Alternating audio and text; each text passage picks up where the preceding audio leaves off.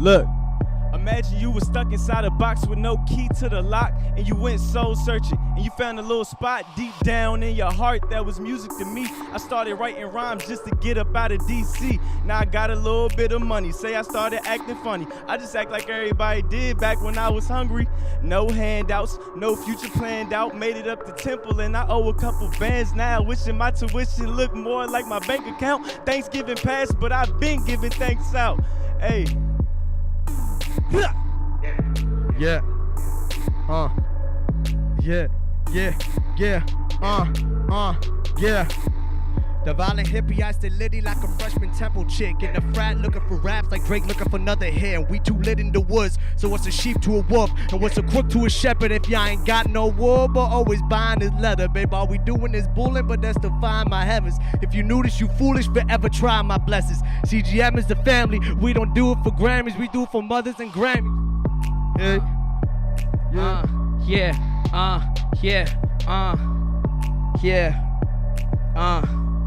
Listen, put your money where your mouth is. Money is the root of all evil, I keep counting. All we know is violence, a lot of people, they doubt it. But we moved in silence while everybody shouted. Started with a 22, upgraded to a shotty.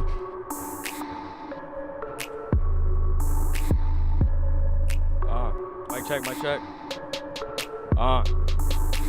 People in my pocket, got some midgets in my wallet, about to get 1 million of them, money busting out the socket. Keep the finest weed around me, one hit you'll be coughing. If you dare to take another hit, then use precaution. When you wanna come up, they be laughing, they be talking. Then you get 100 stacks and you the cleanest homie walking. They see you live that life for real. What's the deal? Pay 100 bills. They wanna love you for the meal. Show the leaders from the past, they're shaking it fast. If Washington was here, we would chill and smoke all his grass. These women wouldn't be around, wouldn't be here to roll that green around. Won't dap you up or say they'll need the pound. And they say that this the life that is worth living. You need to have some dead homies just to make a living. Every time I exhale, you see my soul has risen. The people in my pocket took me places no one's driven. Pimp.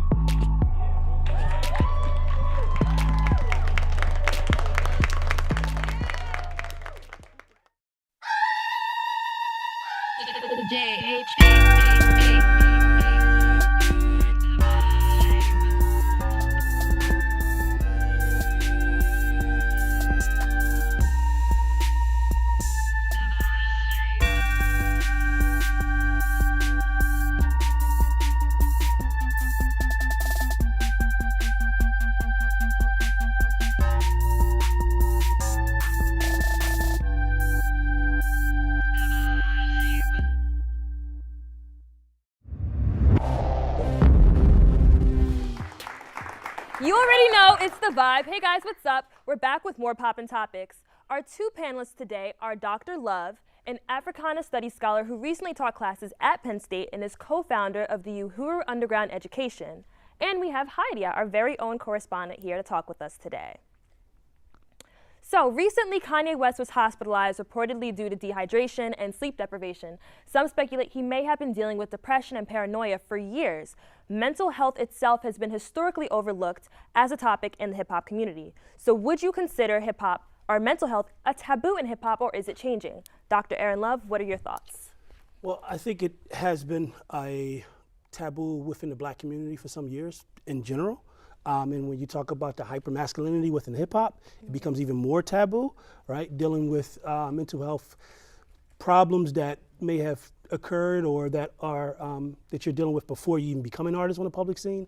So with Kanye West and with Kid Cudi kind of writing his public letter, Kid Cudi in particular, and checking himself in for some of his mental health conditions, with Kanye West also dealing with this, and Kanye West has an even bigger platform. So I think that it is kind of demystifying this idea that black men in this situation specifically should refrain from dealing with healthy ways of dealing with their mental health concerns.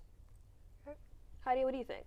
I completely agree. I think how many of like our best artists haven't had like something wrong with them? You know, That's true. it's like it's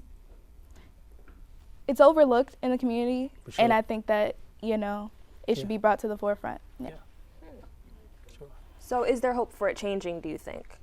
Yeah, I think with the public platform that they have, I think mental health period is always going to be something that folk have a hard time kind of having a grip with. They go to other places to deal with it.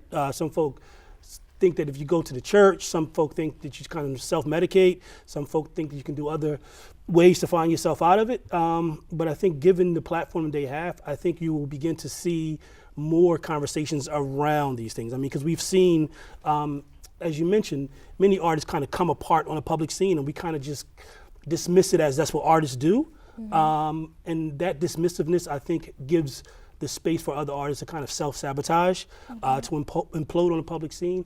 But I think when you have some folk as prominent as these two individuals, Kanye West again in particular, it's going to kind of allow folk to begin to have other conversations, and it's going to open up the space, I think, for folk who are trained in the mental health areas to begin to talk about these things even more. And because we have so many examples of folk, people can then begin to look in the past in individuals and say, maybe we kind of approached our understanding of how they were dealing with these things incorrectly, and maybe we need to start looking at it and giving space and a little more leniency for folk to kind of have these challenges publicly, but be a little more sympathetic and support them. All right, this was an important discussion, so let's keep it going on Twitter. Tweet us at The Vibe TUTV using the hashtag HipHopHealth. We've got more poppin' topics coming up. Next, our girl Heidi checked out Temple's student hip hop organization, so let's take a look.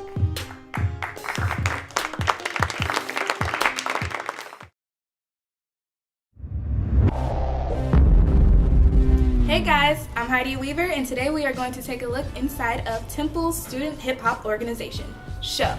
Let's go see what they're talking about. All right, SHOW is a hip-hop based organization. Our mission is to spread the influence of hip-hop and give also those who want to express their art a platform to do so.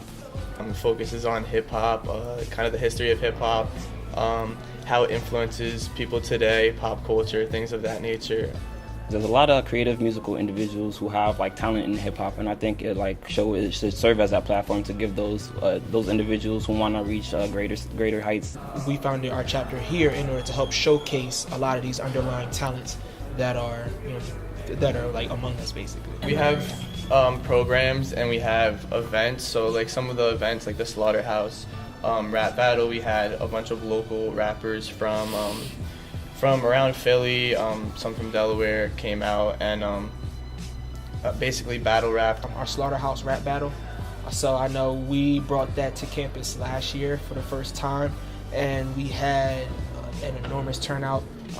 A lot of independent rappers on campus, were able to showcase their skills, showcase their freestyle ability.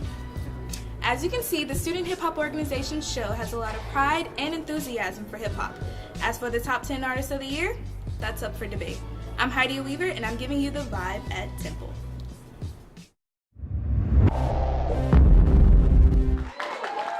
And we are back. It's time for the rap battle. We have two rappers here with us in studio. Our reigning champ, Imperial, is back to defend his title against Xavier Ismi from Philadelphia.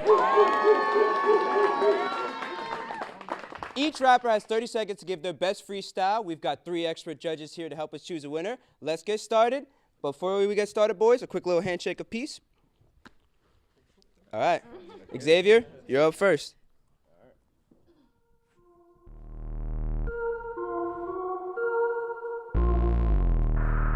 Okay.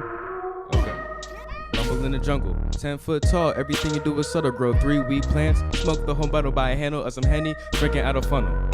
Look, don't get me started. Everything I do, it can make you nauseous. A few cool blues film like a carcass. You'll probably get high vacuuming my carpet. Stop it. Imperial, don't wash it. At an auction, you'll probably get $1 million off it. Hitting my dope, that is not an option. Comment on the fact you'll get left in a coffin. Object, I be 6 feet and long splits. Can't die till I'm rich and heartless. And tell that Spanish chick to park this. Close that door, seduce the office.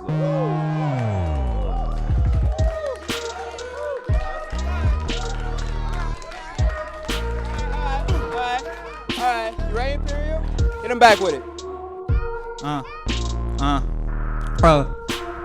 Coming with straight balls, straight out the door. You wearing combat boots, but ain't ready for war. Yeah, Imperial on the mic, you know I've been greater. You can't stop the streak wearing a windbreaker. Yeah, and you know I'm the dopest on the mic recording 2-3 on your shirt, but I'm Michael Jordan. Imperial the king, you can't stop the flow. You a sign like a logo, hitting below the belt, that's a low blow. Put you in a box like a hobo, you don't know this dope flow. All right, there you have it, there you have it, there you have it. All right. There you have it, it's round one. Now let's introduce our judges.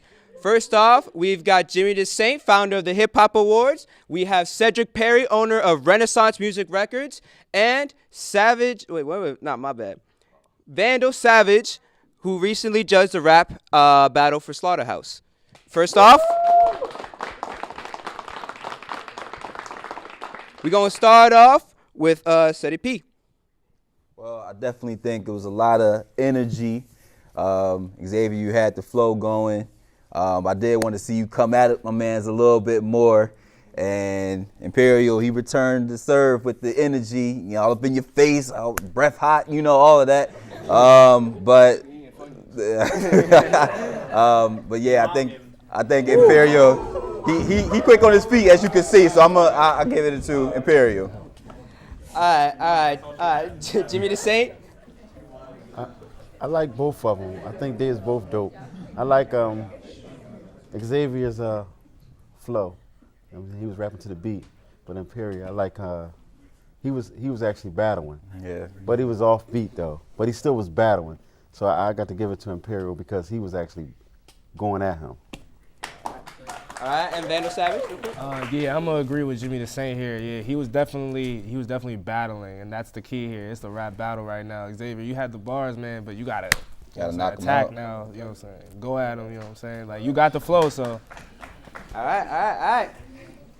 Let's jump into round two with Imperial. You're starting up first. Okay. Yeah. All right. Yeah.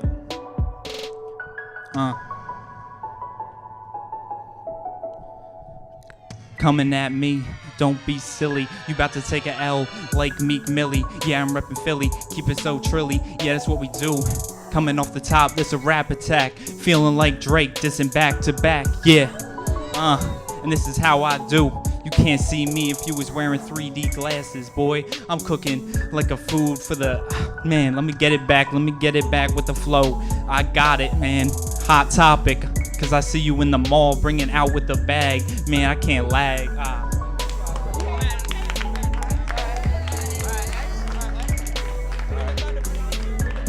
Let's get it. Look. 1, 2. Alright, so they call you Imperial, but I'm the imperialist, taking over when I spit. Your lyrical gun is never equipped. Look, you'll get smoked like a zip, chop you down like some bricks. Hold up. Imperial's rain, that rain never drips. You kinda look like Steve from Blue's Clues, and you rap like you wear a tutu. Like a hoo-hoo. Rapping like you wear a tutu. You can't watch me even if you had Hulu. Hold up. All right. Let's throw it back to our judges for the opinion on Ride 2, starting with Cedric P. My man came with some interesting lyrics. Hit him with the tutu line. All right, but yeah, I think Xavier, you redeemed yourself. Came at him a little bit more, was aggressive. Like I said, the flow was still there. Imperial came with the energy, but I actually you stole this round. All right. Jimmy DeSaint. I give it to Xavier. You know what I'm saying? It was like really, he was both about the same, but he edged him out with the can't watch him like Hulu. You know what I'm saying? Nice little bars, but he got it this round. All right. Vandal Savage, real quick. I can't give X all the love because you still didn't bring that super energy I was looking for. The one thing that Imperial did have is no matter what he said, he confident in it. So that's why I want to see, like, this round 3, I got to come at each other like 200% now. All right. We got the final round coming up, which our audience will choose who the winner is. So stay with us Now, join our correspondent, Kenny Cooper, who went in the studio with DJ and producer Matthew Law.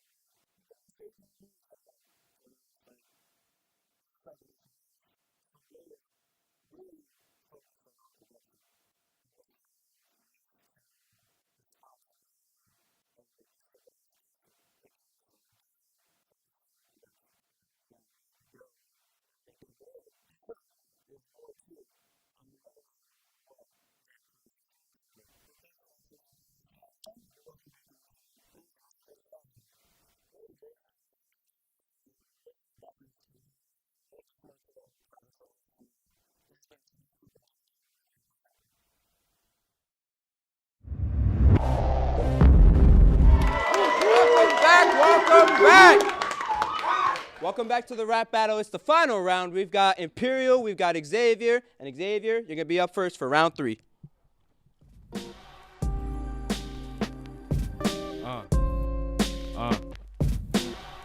Check. XI, I'm always above. By the look of your shoes, you've been stuck in the mud. The Mexican Jordans, were those important?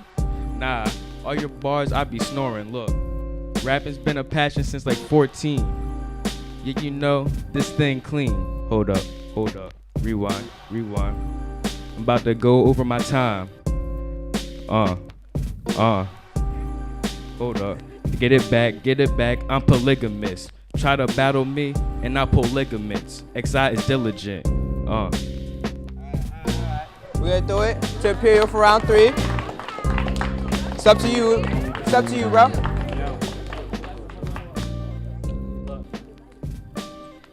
Alright, cool. Said, yo. When I roll up, you getting smoked like a Rasta ock. He almost choked in front of the white boy, Papa Doc. But I don't even gotta pop a Glock. I'll leave your noodles on the floor like the pasta drop. Using imposter. Stop, man, you can't see me. I'm on my battling tip, savage with it. I'm in the ring smashing it. You can't, man, what you got, kid? Look at those jeans. I mean, did you get those from Kmart? For real. I mean, off the top, they smart with the brains. I'm insane, probably in my lane. Dang. I have to cut you off at the Kmart line, bro. All right. Let's throw it to our judges for some final thoughts, starting with Seti P. Man, it was touch and go there. I saw good lines from both parties, man. But again, I think Imperial edge because he defined what a rap battle was with the energy. Hit a few couple lines in there, pasta drop, all that kind of stuff, the sauce and everything. So, yeah, I'm going to give it to Imperial in the last round. Imperial, man. 2 thumbs up. That's it. Yeah, man, like I said last round, that confidence was the key. And Xavier, like, you could see the difference in experience a little bit in the rap battle scene. Not gonna say that your bars weren't on 100 the whole, all 3 rounds, but Imperial, you look like you've been here before. So I'm gonna give it to Imperial for this one. All right. Now, all right, we will now throw it to our audience to determine a winner. First up, give it up for Imperial.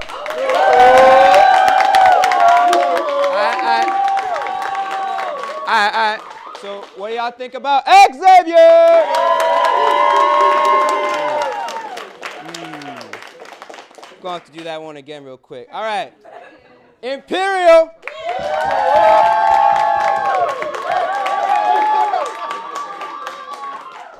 and Xavier.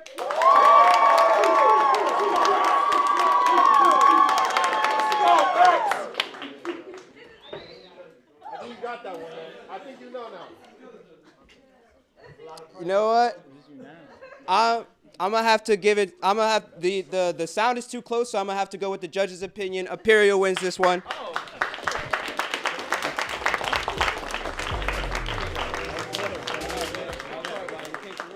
All right.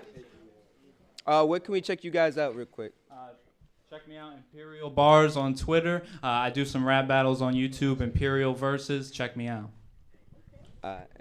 You can find me on Twitter, Xavier Isme, on SoundCloud, Xavier Isme. Also, I got stuff on SoundCloud under the produce aisle. Like if you're going to buy some fruit or something, go to the produce aisle. Go to the produce aisle for fresh beats and nice raps. All right, awesome. Up next, we've got another poppin' topic you're not going to want to miss.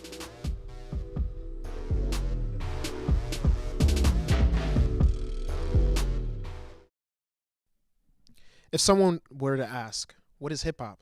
The answers are endless. There's so much that makes up hip hop, from dance styles, its like iconic artists, and its different genres of music. Soul and R&B have influenced hip hop since its early beginnings, and from these two genres came neo-soul.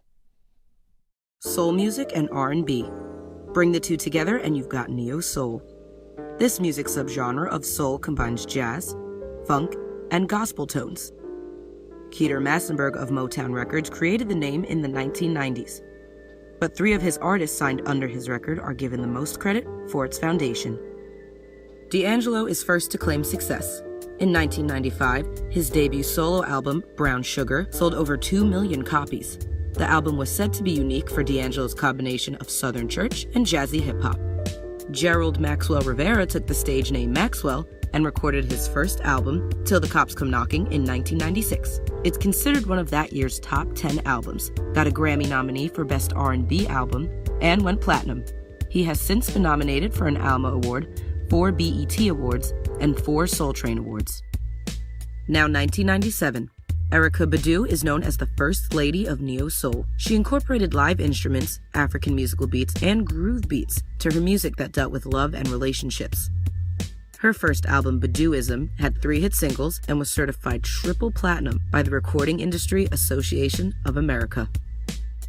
A year later, Lauryn Hill is making her way to the scene. Starting out as a member of a friend's band called the Fugees, she turned her poetry writing into songs. She released her first solo album after deciding to leave the group in 1998. The Miseducation of Lauryn Hill sold 500,000 copies within its first week of being released, giving her fame as Best New Artist, along with having Album of the Year. She is still a fan favorite to this day. Neo-soul was quiet for a while during the 2000s, but in 2010 it picked right back up. Popular artists today like Alicia Keys and John Legend keep the genre alive, with artists continually adding new flavors to the diverse genre of music.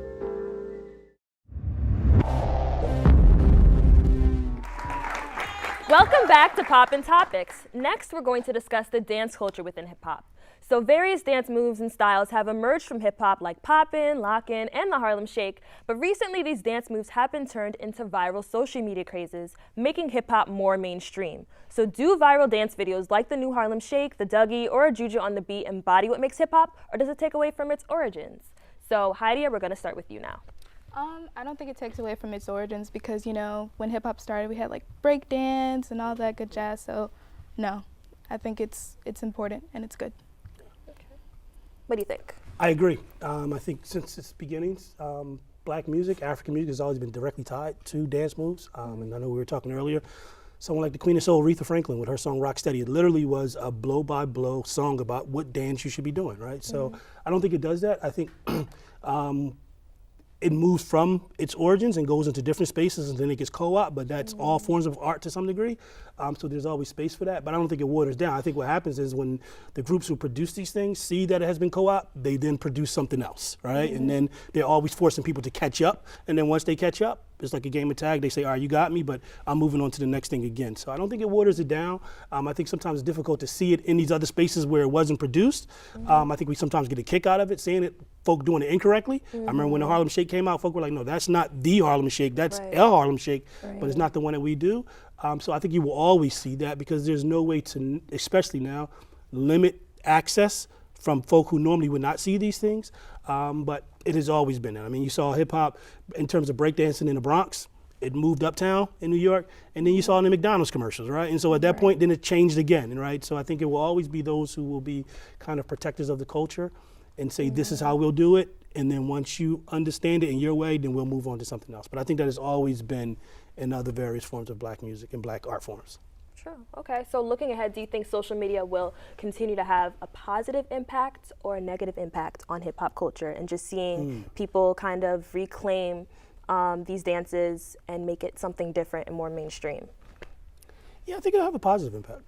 I mean, I love seeing, I'm sure you do too, like different variations of it, right? You can see anything from someone's 70-year-old grandma doing it to a 6-year-old child doing it, and getting a kick out of it and things like that. So I think it'll have a positive. I think it exposes folk who are not familiar with the art forms. It gives them a different light on how kind of non-serious to some degree it could be as well. Exactly. Okay. What are your final thoughts? I completely agree with him. No doubt. Yeah. Okay. All right, so both panelists have had some really great thoughts on this topic, so we'll see where this conversation goes. And again, you can share your take on Twitter using the hashtag MainstreamHipHop at TheVibe2UTV. We've got one more conversation coming up, so stay tuned for our Poetry Spotlight.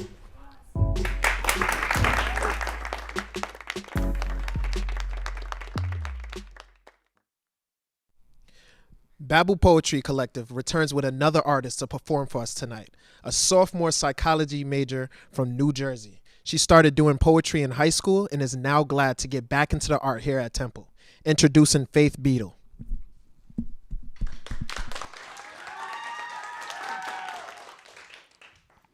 It was falling out in silky smooth, ill-defined tufts. My hair was weeping between my fingers.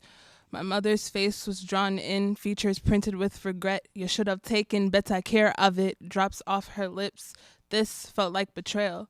Like I'd been force-fed the hardest truth to swallow. No one realized my dead ends were a desperate attempt to be like them. To be other. Not me with the braids that trickled down my back. Not me who never wore any more than 3 hairstyles. Not me. Not this. Boxed into my own category. I was willing to set fire to my roots from the motherland. Smothering myself in cream kerosene, I felt my scalp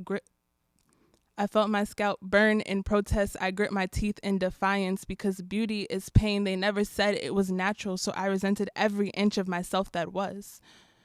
Now my hair was a see-through curtain, a broken dream that barely skimmed my neck. When people asked to touch it, I smiled thickly.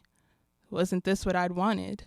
A straight path for their fingers to follow, no knots to get caught in, the slave that craved to be massa's perfect archetype. Boxing myself in, fitting into this mold, it's become a black girl's rite of passage. The memory is something we use to foster relationships because Keisha's mom has been perming her hair since she was 7, and Rodney thought the more the cream burnt, the straighter her results, so when her aunt went to wash it out, she said no. Let it burn a little bit more. As if the heat would turn her to ash, erase everything that made her different, give her a golden ticket to acceptance because we aren't. Sitting between my mother's legs is the first time I learned that lesson. She'd comb my kinks, scraping my edges back 3 generations, telling me she should have had me with a white man. On wash day, she'd sigh and say, "Come, nah. Well, I tamed this," because taming is what she was doing, because she was taught that hair like ours needs to be caught like a wild animal, wrangled into submission and then taught obedience. You had to train our hair. In the 6th grade, I reversed the process. Didn't it feel like acceptance when they still wanted to touch what was left? My aunt looked at me, mouth screwed up in grief, fingers threaded between my destruction. It was so long. And she looks at my mom in agreement, and their eyes hold a moment of silence for everything we've lost when I'm the one that has to walk around with it. I told my mother I was done, and it felt like a beginning. I lost myself in a bottle of conditioner, and it felt like worship. I figured out my hair type, and it felt like a new religion. Wash day, my new Sabbath, protecting my coils, a constant prayer. My black hair sticks up like a signal, like a cry for help. Like an accessory to royalty, but I was taught not to believe that, taught that my hair equals task, equals difficult, categorized underneath undefined. I spent the last 2 years trying to find a definition. I wear my fro like a medal because this is winning a battle in a war that's just begun. Because where does a black girl fit in a world filled with circular holes, but she's shaped like a diamond? Because I used to wish for kids with good hair so they wouldn't have to deal with what I did. I hope they do. I hope they know it's a burden. I hope they know I'm proud to bear it.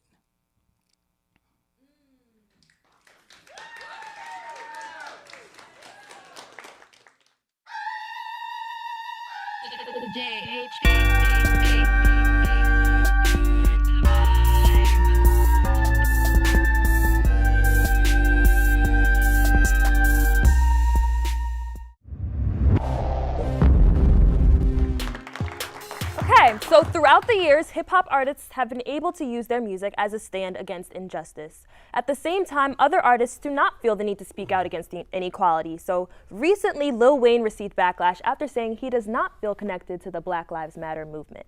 So should artists feel obligated to speak on political movements? Dr. Aaron Love, we'll start with you. I think it's their responsibility to.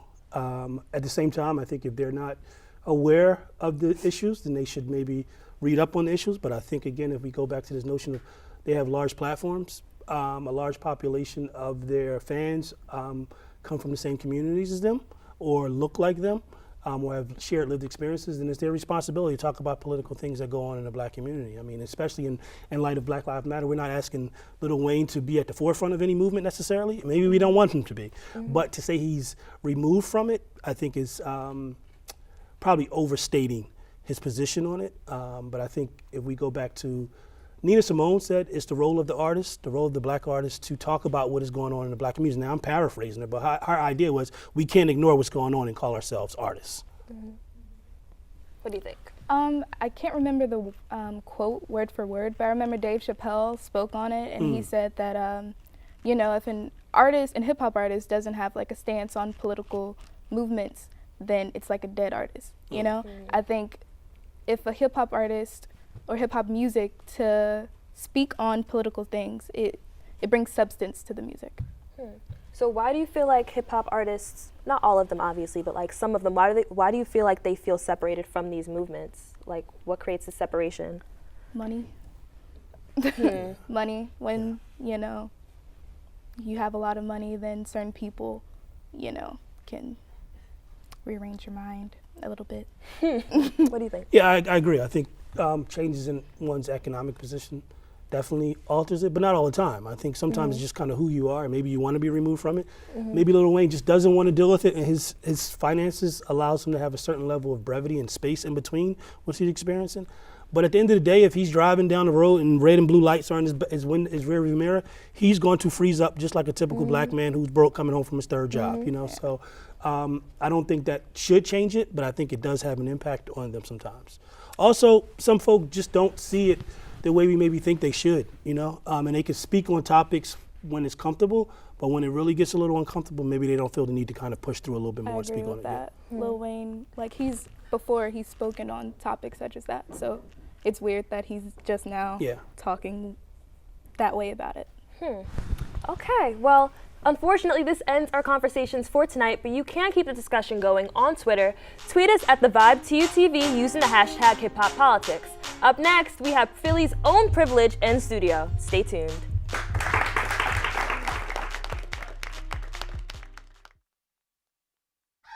We are The Vibe at Temple, Temple University Television's hip-hop and music entertainment show.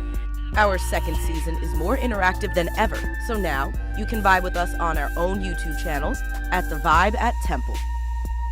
There you can see all of our cool hip-hop segments and exclusive behind-the-scenes videos we do outside of the studio and throughout Philly. Check it out now and keep the vibe going.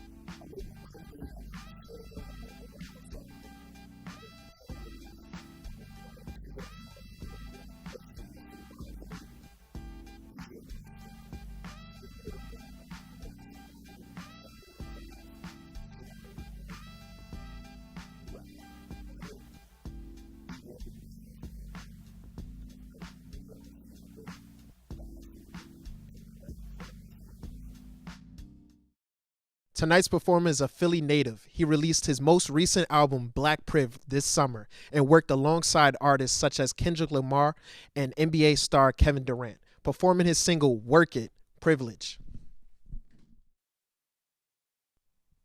Hey, I ain't got time for these hoes.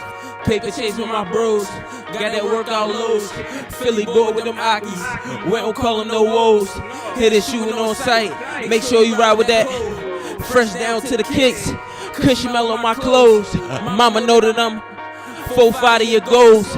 Never cross my team. If you work hard, then it shows. If you slacking, it show too. Yeah, ball taught, I'm about to blow. Work on the scale, work on the scale, work on the wave. If we got some beef, we working the K. I'm working tomorrow like I'm working today. She twerking it, working it, twerking it, working it, working for me. Yeah, work on the scale, work on the scale, work on the wave. If we got some beef, we working the K. I'm working tomorrow like I'm working today. She twerking it, working it, twerking it, working it, working for me. Whoa, whoa, I see you working that pole. Won't you come down and come chill with the bros? We got that bready and sketch on the table. Hits on the neck, then right down to your navel. I'm coming live and direct like a cable. I'm doing it ain't able. I just might kiss it as long as you shave it. I might work it, I probably won't date it. You can come through if it's okay with you. Bring all your girls, make it do what it do. I'm trying to have me a Minaj. I'm about my chicken, I order with fries. You thinking of my eyes, I'm catching your eyes. I hope that cake come with a prize. I'm getting you fried. F all the fake face, we got them pies. O's in the wash. Money laundered throwing up west side. Right on the ride. That's how I ride, yeah. Water fight, throw that wet on me. Nike SBs got a check on me. I don't need a ref to keep a tech on me. Bounce that something flex on me. Long as you don't put your X on me. Try to curse me out, put a hex on me. Oh, who slept on me in peace? I just let her rest on me. It's the West Indies. Asian John, Caribbean John in the West Indies. Real 100 for them white folks trying to invest in me. Work on the scale, work on the scale, work on the wave. If we got some beef, we working the K. I'm working tomorrow like I'm working today. She twerking it, working it, twerking it, working it, working for me. Whoa, work on the scale, work on the scale, work on the wave. If we got some beef, we working the K. I'm working tomorrow like I'm working today. She twerking it, working it, twerking it, working it, working for me. Whoa, whoa, I see you doing your thing. You look so good, you deserve you a ring. You are a queen and I am a king. I want success, I skip the bing. You are the best, in my opinion, ain't no competition. You the one winning, you the one bad, you the one sinning. They can't compare to you girls, just been. You got that waist. I'm trying to see something, why should I wait? Booty so big, you can't stand up straight. All in the mirror, you shut down the place. The DJ be looking, the bartender looking, security looking. I snuck in the 8. I'm right on time to give me that face. I'ma make you sweat your weave out. Roll the blunt, put the weed out. Backwoods, roll another one. Girl, you tighter than a cummerbund. Got you drinking like you turned 21. Tell your girlfriend, get a homie some. Ain't fun if the homie can't have none. Groceries, how I bag some. I put them out before the trash come. Try and quadruple my income. I'm killing haters and then some. Party popping at a penthouse. I stand out like a pinstripe. I keep everything in-house. Black Priv, we the movement. Work on the scale, work on the scale, work on the wave. If we got some beef, we working the K. I'm working tomorrow like I'm working today. She twerking it, working it, twerking it, working it, working for me. Work on the scale, work on the scale, work on the wave. If we got some beef, we working the K. I'm working tomorrow like I'm working today. She twerking it, working it, twerking it, working it, working for me. Whoa, whoa. Yeah, Black Priv, RBL. Appreciate y'all.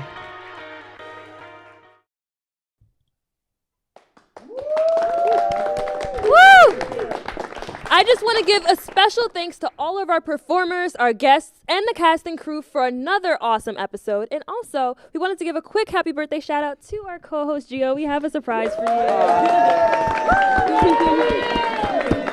Thank you so much. All right. So thanks as always for vibing with us, and we'll see you next time. Woo!